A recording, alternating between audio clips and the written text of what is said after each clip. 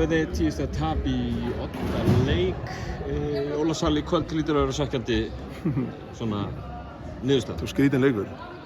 Varst það ekki? Mjög skrítin leikur og svona með hvernig hinn leikinn hafa verið. En já, ég er mjög svekktur bara fyrir okkar allra. Það náðu ekki að sýna okkar stöðningsmönnum aðeins betri frammistöðu, sérstaklega sóknarhelmingnum. Við vorum einhvern veginn spennustigið eitthvað ekki rétt hjá okkur. Við hittum ekki vítum, hittum ekki layupum, hittum ekki einu þrist 40 mínútur sem er mjög ekki okkar leikur.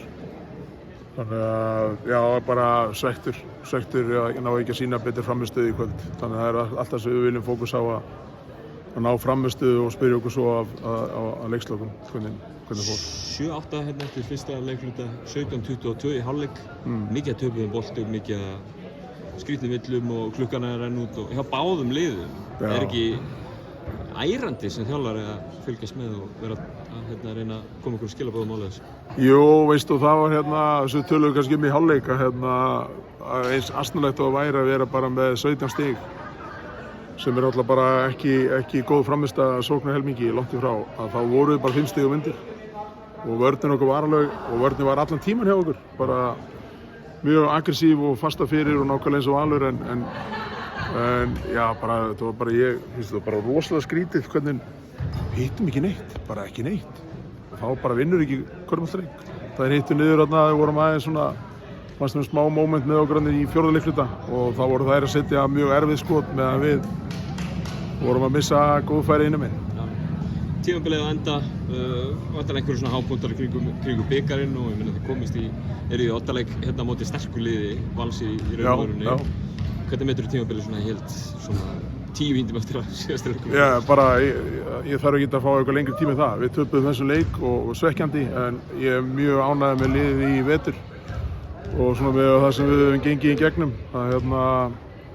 Ég heyrti ykkur að vera svona kvarta á vælið því að hafa mist 1-2 leikmenn í ykkur á nokkra vikur. Við erum búin að vera með leikmenn á meistaralistanum, við erum inn í alla vetur og fleiri en 1 og fleiri 2 og þess vegna er ég stoltur í liðinu hvernig það er tækluð þetta mótlæti að við endum í öðru sæti í deildakeppni. Við töpum hérna móti sterku liði Val í dag, við urðum bikarmeistarar, við unnum samfærandi þannig að töpum ekki mörgu leiki vetur og margar mjög góða frammistöður og verið stígandi í mörgu sem við verðum að gera þannig að heilt yfir er ég mjög ánægður með liðið í vetur og hvernig þær hafa verið að spila stelpurnar og hvernig þær hafa verið að æfa og þróa sem leikmenn. Og ekki gleyma því, Tinna er búin að vera að bæta sig, Beta, þetta eru stelpur sem er ennþá undir 20. Eva er búin að vera að taka skref fram á við heldur betur.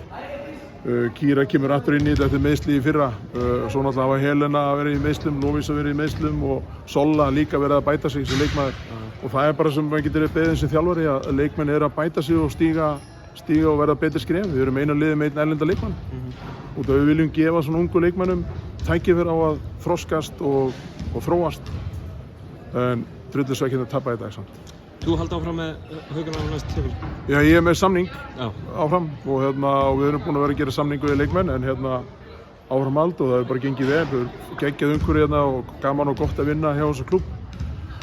En auðvitað þarf ég að spyrja mig náttúrulega bara spurninga. Ég er að tapa núna öðrum 5. leik. Það er ár síðan við töpum þetta 5. leik á móti Njarðvík.